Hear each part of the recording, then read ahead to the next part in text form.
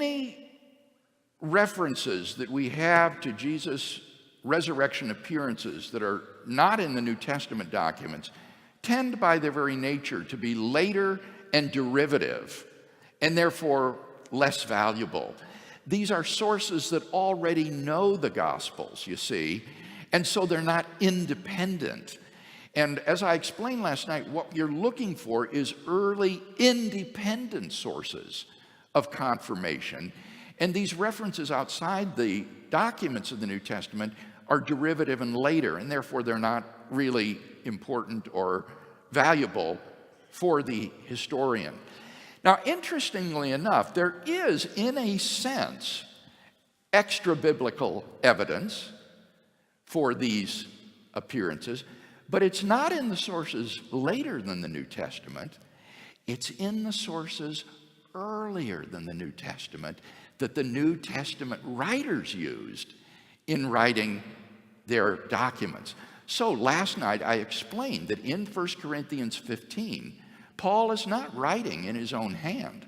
He is quoting from an old formula that probably goes back to within the first 5 years after Jesus' crucifixion.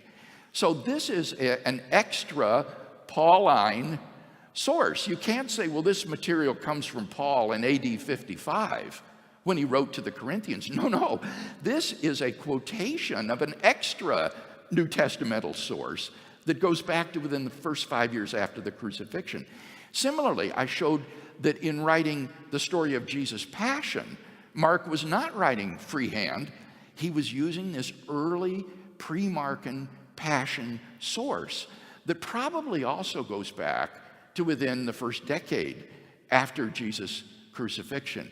So one of the most important new developments in New Testament scholarship is the identification of these sources that the New Testament writers themselves used.